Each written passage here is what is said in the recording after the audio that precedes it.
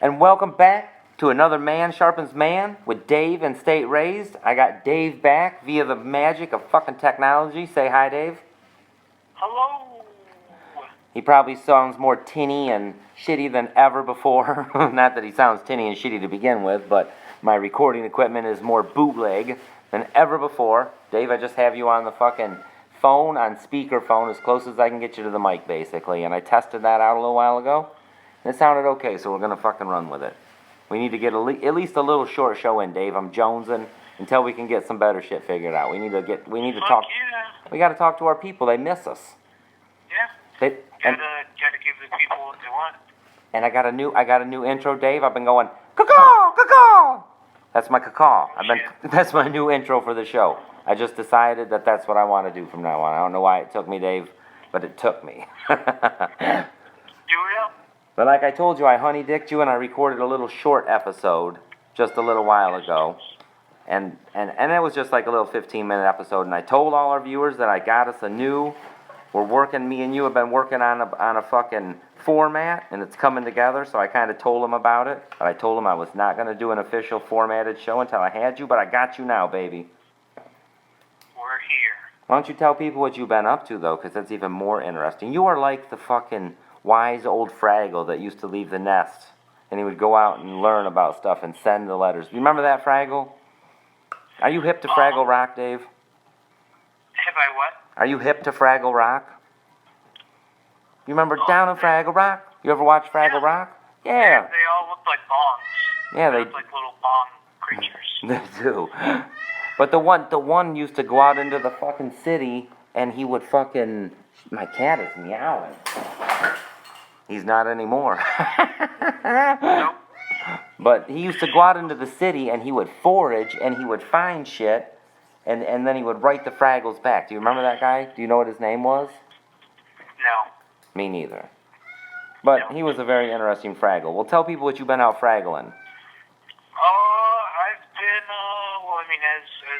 as when we left off, I've moved myself to the Grand Rapids, and I'm existing here, and I'm making my way any way I know how. You know, like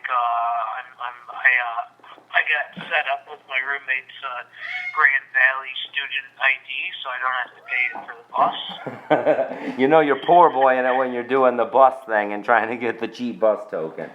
But poor boy, you're fine. With the student ID, it's free. Oh, free bus.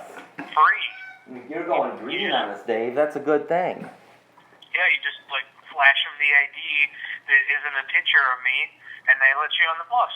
The bus is a much more efficient means of transportation in the city than it is up here, isn't it? Down in the city, the stops are a little closer. Up here, they're about 10 miles apart. Yeah. I mean, it's still frustrating, you know, it's still the public bus, and it's still shitty, but it's better than nothing. You've been hitting all the open mics down there, touring the scene a little bit. Oh, I've been traveling a butt ton. Fucking crashing the spoken word mic and doing some comedy for the weirdos, huh? And the emos. Yeah, I mean, I've been doing a ton of open mics in Grand Rapids as well as elsewhere. I've been going to Halloween weekend. Like this past weekend, that was crazy. What did I do? Friday, I went to East Lansing, and I did some house stand-up comedy show. It was like an episode of Vice. It was weird. It was just like some dude's house, and a keg of beer and stand-up comedy. And then Saturday, I went down to Angola, Indiana. My buddy who I rode with, he was featuring down yonder, and I didn't expect any stage time. I was like, I'll just ride along, because my buddy, the headliner, had a room in his contract. He gets a hotel room, but he lives so close to it, he wasn't going to use it. So my buddy, he's like, yeah, man, we got a hotel room. We'll just hang out for the night. I'm like, cool, watching comedy. But anyways, we got there, and we were sitting there, and this place looked like Margaritaville, cubed. Like the dive bar took a dive? Yeah, like the dive bar took a dive, and it landed in Trump County, Indiana. Oh, shit. I don't want to crap, but it was a cool place. It was a cool crowd and everything. White supremacists are capable of being cool people, but it's still awkward when they start dropping the fucking N-bomb around you a bunch of times. Yeah, the venue was called Club Paradise, and their sign was a parrot. It was like a parrot, like a giant parrot, and it was just like wrapped in neon. Oh, I thought it was gonna be a parrot with some fuzzy dice, like parrot dice. No. That is way clever. Those motherfuckers, there's no cleverness today. They should have had the parrot with some dice. Parrot dice, right? Like, I don't know. I'm just brainstorming. I'm brainstorming out loud, Dave. That's great that you're fucking. You gotta work the scene like that. You gotta go out there and you gotta suffer for your craft, motherfucker. I went to the thing in Indiana, road journeys. I had to pee really bad, so we seen it was like the middle of nowhere, it was the country, and all of a sudden there was just a random donut stand. Don't you love when you can? Don't you love when you can finally pee after you hold it forever? It's almost better than getting off. Yeah, but so anyways, we got off at the Golden Donut stand, and I was like, "Hey, you guys got a bathroom?" The Golden Donut, huh? The Golden Donut, and she's like, "No, we don't got a bathroom, but I can totally sell you 18 donuts for $10." So we bought a huge box of donuts. What a donut hustler! And then you held your piss in, but you came. Did you pee outside like I would have? No. She's like, "Oh, see that bar like right across the street? Just go in there and use their bathroom." Oh boy, have you ever had to piss so bad you can't stand up straight? Like it almost is like pulling that muscle where you're like, oh, if I stand up straight, it's gonna rupture or something. I don't know what that is. I don't know if women can dig that, but us men, you get to that point where you gotta piss so bad you cannot even stand up straight. Dave, I gotta tell you a funny holding your piss thing real quick. I gotta cut in. When they first fucking took me to prison, they transferred me on like a 5-hour drive. And you find out stuff about yourself when you go to prison. You know what I found out that day during the 5-hour drive? I can't piss in front of a motherfucker. So for 5 hours, he stopped twice to try to let me piss, but because he wanted to stare at my Johnson, nothing, not a drop. I had to piss so bad I felt like I was going to die, but because this guy was looking at my donk, I could not piss. So for the 5-hour drive to prison, I had to piss the whole fucking way. And then, Dave, I finally get to prison, and I can't wait for them to throw me in my cell where I know there's going to be a place for me to piss. No, they put me in this huge holding cage in front of a bunch of people. I'm just in a holding cage naked with it's a bunch of naked black guys. I'm the only white person. I'm not going to piss in that situation, especially because we're all naked, and it's just it's hard to explain, Dave. But I probably held my piss that day for about 7.5 hours. Yeah. When I finally got to go pee, I had to sit down to pee, Dave. It crushed me. There was no I was hunched over. Motherfuckers thought I had a back problem. I come out of the bathroom like a new man, like Jesus resurrected. But that was a long time ago, Dave. It's a funny piss story. Keep telling us about your new comedy travel. Yeah. So we were in Indiana and just hanging out, waiting for the show to start. And it turned out that whoever the local guy was, he was a Blake. And I got to do 5 minutes, and the people liked me and potentially have some more work in the future.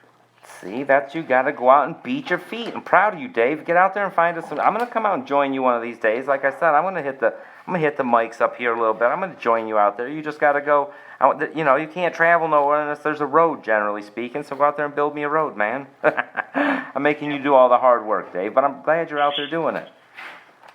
Yeah, and then so we stayed in the hotel room, and Sunday we stopped in. Who's we? Who are you running with right now? Who am I running with? Yeah, you find you another state raised? What's going on now? Keep hearing all this stuff. I found a guy with a car. Oh, okay, that works. As long as you're just using him for his car, I still love you. No, he's a great guy, Luis Valencia. Very funny guy. But so anyway, Sunday morning on our way up. He sounds delicious too. If I was gay, I would want to eat Luis Valencia. He sounds like a succulent fruit. But we stopped in Lansing and went to Pot Church. Ah, I see. We're still supposed to interview that guy. I got kind of wrapped up in some weird family business we'll touch on another episode at a later date, but I have not been able to make it to Pot Church. But we're going to do that still, Dave. I want to go interview that pot preacher so bad. He's such a smart guy. Yeah, it was a cool day for the officially called the First Cannabis Church of Logic and Reason. Got to give a shout out to Reverend Jeremy Hall, the Pastafarian pastor. But anyways, it was a cool service because they had. Did I show you that guy Ross Eibel who was walking across the country with that rickshaw? Yeah. You showed me a bit of that.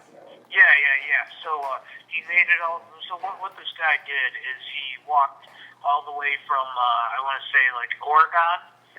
He did some Forrest Gump level shit, and his cause was. Like he walked like all across the country, like walked all the way down to like the southest part of California. He didn't do it for nothing though.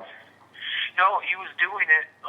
He was pulling this rickshaw type of thing, like this like little like trailer type of thing, and it was all decorated with like cannabis and medical cannabis. And he's a vet, and he was like, medical cannabis for vets, and just like cars aren't as important as we make them out to be.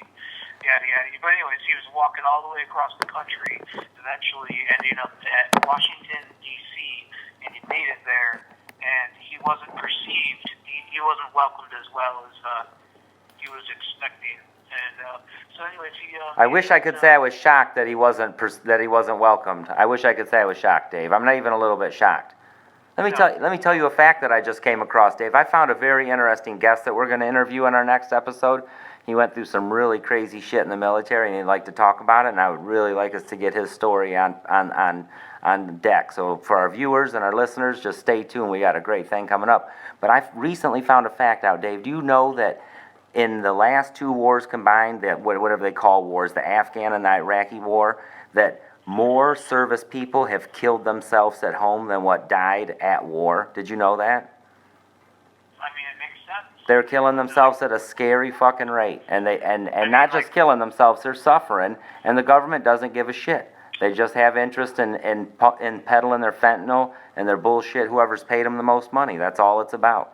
And it's really sickening. Yeah. It's really sickening to see these people going over there and taking care of their business, and they come back, and it's not been a secret since Vietnam or before that a little weed has taken the pain away. I mean, you don't want to sit around and think about that heinous shit, and weed brightens your demeanor. It just kind of makes you silly and happy, and it definitely helps the vets, if the ones that choose to use it.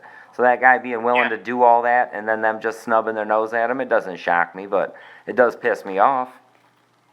But what was his name again, so our viewers can look him up? I'm sure his story's out there. We should get him some more attention. His name is Ross, R-A-S, Eibel, I-B-L-E. Let me Ross Eibel. Ross Eibel. Yep, look him up. Eibel. Give him some love, people. Yeah, R-A-S, two words, R-A-S-I-B-L-E. Ross Eibel. I actually met him, and I shared some sweet medicine with him. You know what I mean? Hell yeah, especially if he's biking his ass across the country. He needs a little chill, little downtime. Yeah, he's a cool dude. Well, cool. That's some cool stuff. I definitely want to get down there and interview that guy. Definitely want to do that. But I also want to get back on pace. I want to talk to you, Dave, because we haven't talked completely about our new format. In our new format, I want to tell you one thing that's going to be in there. We're going to have a wild section. Every week, we're going to bring our listeners, because I think wildness is important to all of us, Dave. Here's why. I don't think I've ever told you my philosophy, but we're wild animals, man. You got to be fucking wild, man. It's what keeps you alive. It's what gives you zest. It's what gives you the motherfucking zeal to keep going. You got to be wild.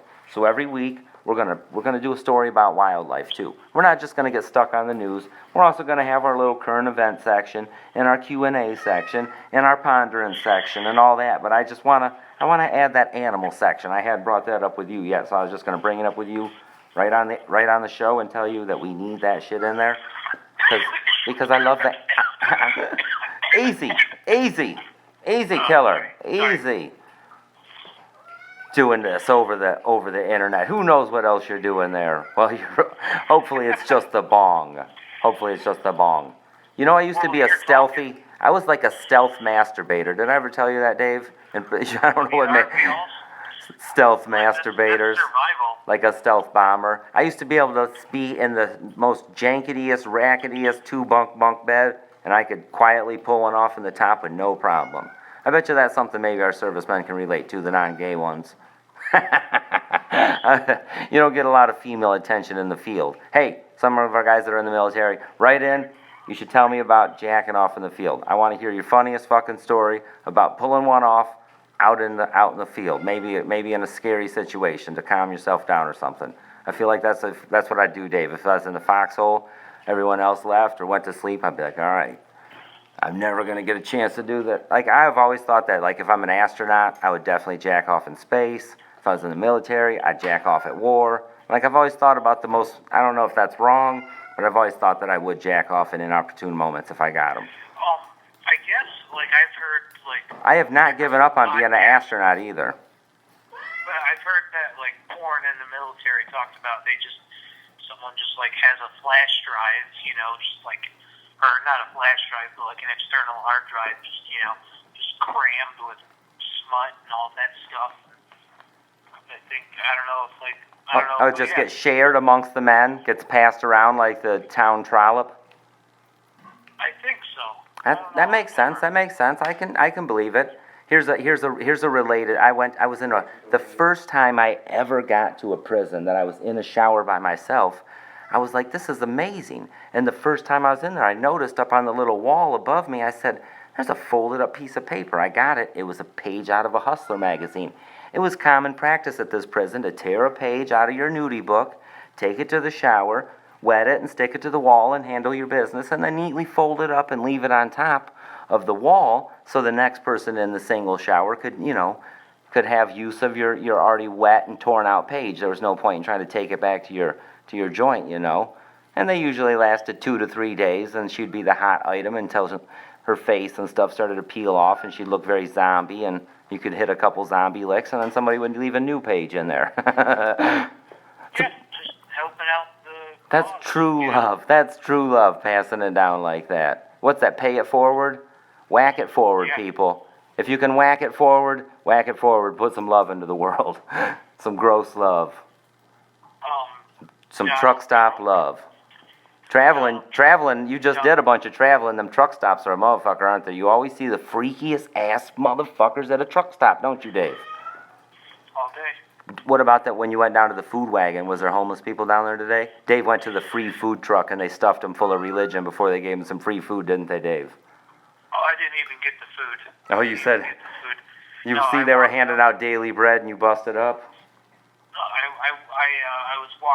I walked down by the river today, and I seen a sign like a few blocks away from me, like, oh, a food truck today at 5:30.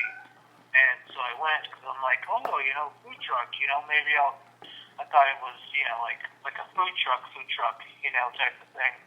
Oh, like one where you might have to pay, but it'll taste good? Gooder than the bestest?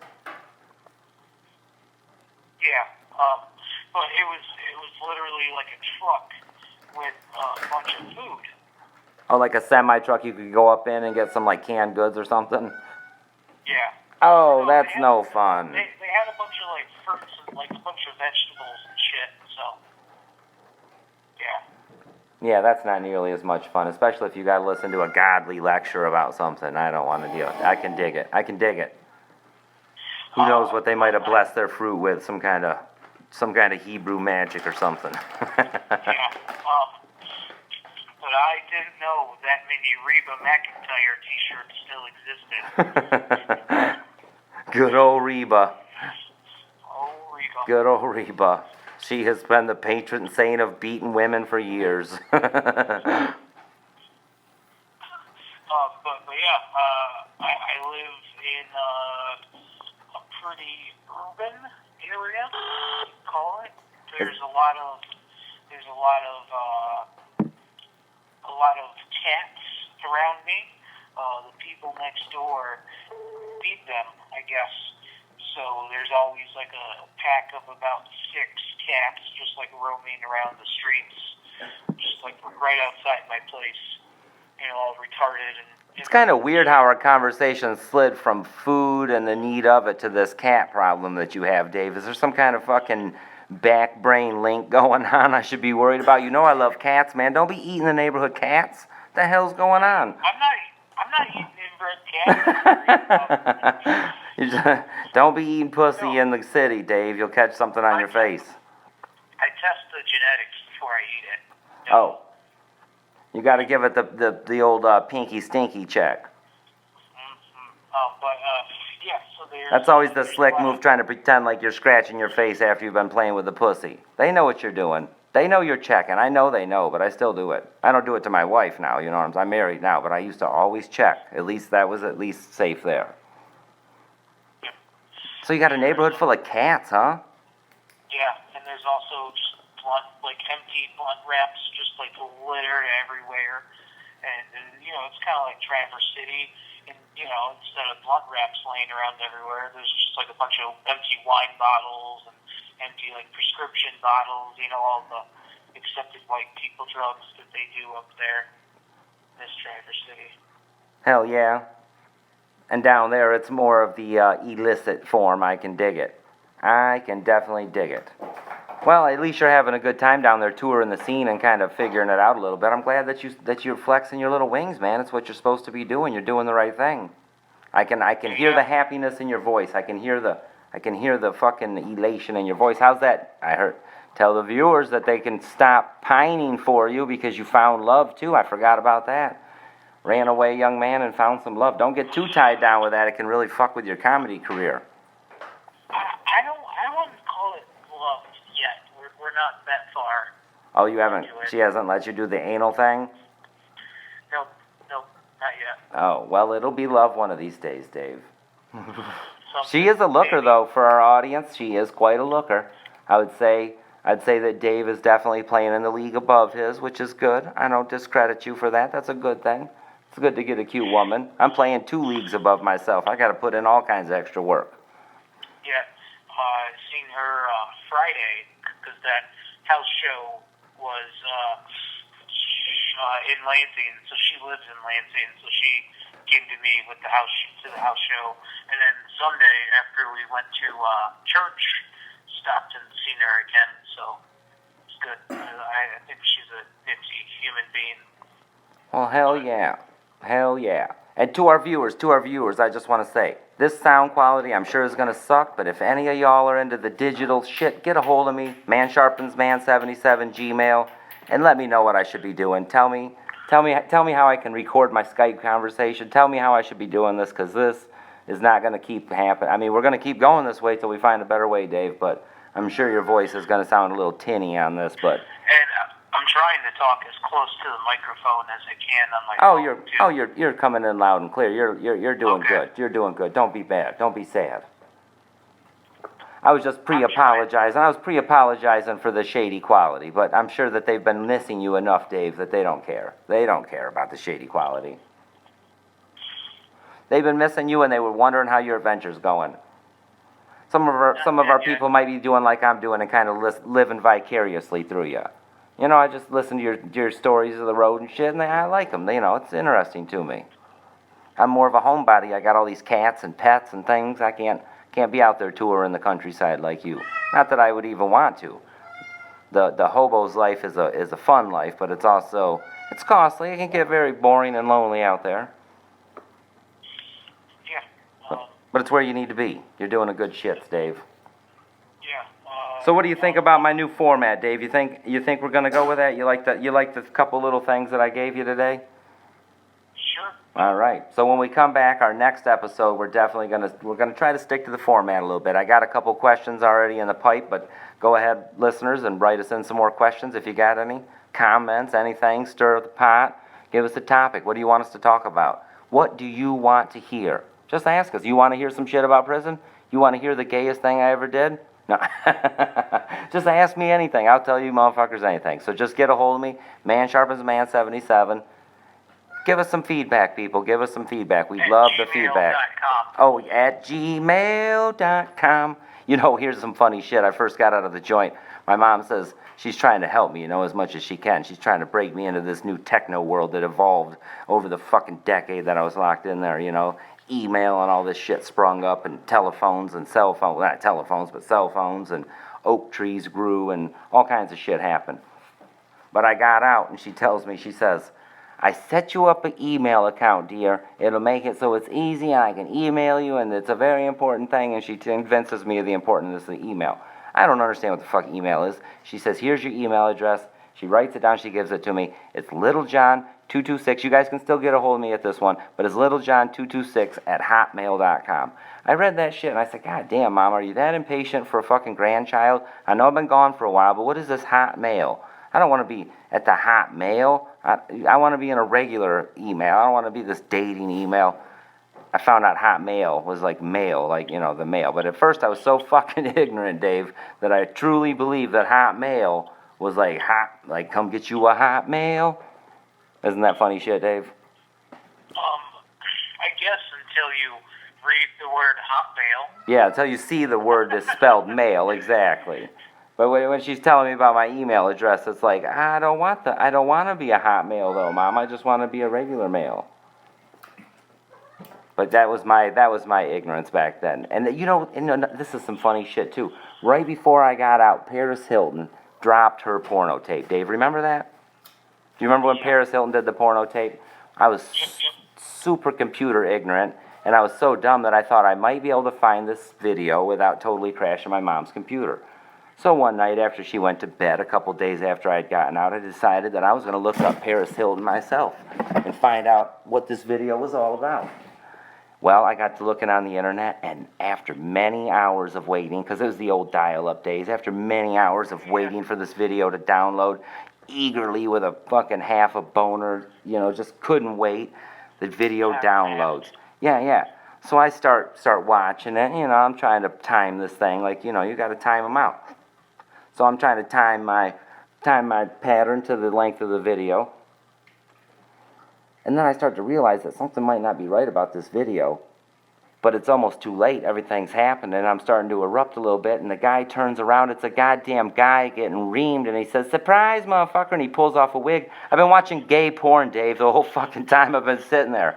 Can you believe this shit? Who the fuck wastes their time making that? I didn't even know that kind of shit existed. I was so fucking mad. They fucking got me. I blasted one off to some gay porn, Dave. Isn't that horrible? That's icky, isn't it? That doesn't make me gay, Dave, because I was legitimately tricked. It was a guy with a blonde wig. He was, Paris Hilton doesn't have any titties or nothing. She's all rail thin. And it was shot with some kind of fucking Navy SEAL vision or something. I didn't, you can hardly see. It's all raggedy. But I could see the end of the video. It was definitely two dudes ramming each other, pretending that one of them was Paris Hilton. I remember, because, I'm 25, so we had the internet. I mean, not all. I remember getting the internet when I was, 15 or 16, something like that. And I remember the thing was LimeWire. It was, after Napster, file sharing program type thing. And I tried getting my music library all updated and shit. And I just remember, getting the LimeWire set up, getting, 2 songs, 3 if you're lucky, getting, 2 or 3 songs in the queue, and just, going to sleep and just letting them download all night. And by the morning time, you'd have, 3 songs downloaded. And 12 viruses. Yeah, I remember those days, too, a little bit. I caught them. I just was computer ignorant, so I was really fucking some shit up. I still am, as people can tell with my bootleg-ass setup here, but we're having battery issues on my thing here, Dave, so we're going to have to wrap our first bootleg episode up.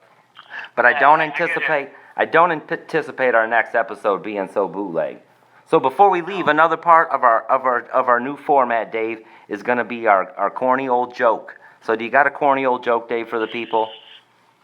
I hate to put you on the spot, though I know the whole thing is a corny old joke, but I'm just saying, just one of the old fucking gems from the past, just something that, it doesn't matter if everyone's heard it.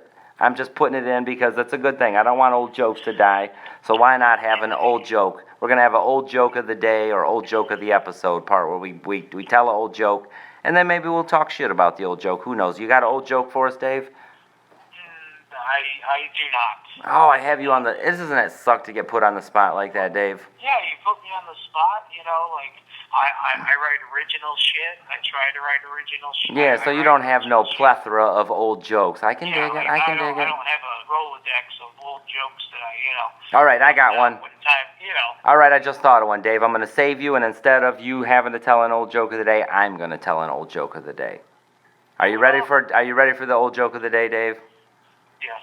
A little boy, he says to his daddy, he says, "Daddy, how come our penises look so much different?" And the daddy says, "That's because mine is erect right now, son."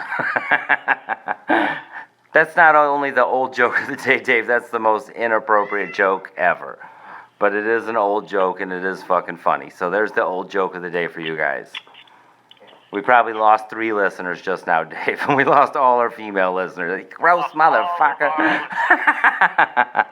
We'll get some new ones. We'll fucking look on the sexual offender list, and we'll do a mailing order list. No, it's just humor, man. It's like you told me, Dave. Tragedy plus time equals comedy. Molesting kids in no fucking way is funny. But that is a funny fucking joke. You don't see it coming. It just blinds you out of fucking left field. Why does the dad have a fucking boner? What the fuck is going on in this situation? It's kind of funny. Just mushroom slaps you from out of left field. Yeah, hit you. You know what? I found a fucking dildo once when I was on work crew cleaning the side of the road. Found a fucking huge dildo. Who throws a dildo out of their car window to the side of the road? Like, that's some weird shit to find when you're picking up trash. Don't you agree, Dave? Maybe like a 15, well, like a 16, like a teenager, like getting in trouble with their parents and living in like a pretty religious family. I can see like that's a good scenario. Person like guilt, like, oh, I don't want to get in trouble with my parents. I hadn't really pondered it, but that's a pretty good scenario. That's a good scenario. I could see that. Chuck the dildo out to avoid getting in trouble. But if you don't think that there's a fucking awesome story to go along with me finding that dildo, then you don't know Old State Raised. But we do not have time or battery power for it today. So we're going to see, that's a cliffhanger. Look, I'm learning how to broadcast better already, Dave. Fucking cliffhanger right there. That is going to bring the people that I lost with my inappropriate penis molestation joke, if they're still listening, this cliffhanger is going to bring them back probably. So stay tuned, motherfucker, and you will hear the sweet, sweet story, the saga of the time that I found Lady Gaga on the side of the road. I just wanted to rhyme there. It was actually a dildo. I don't know why I said Lady Gaga. I just feel like she has a penis. All right, Dave, let's wrap this motherfucker up. I will talk to you soon, Dave. I'll give you a call, and let's go over this format some more, so next time we're doing it right. But for now, Peace, Pot, and Microdot. Caw-caw, caw-caw! Goodbye. Goodbye.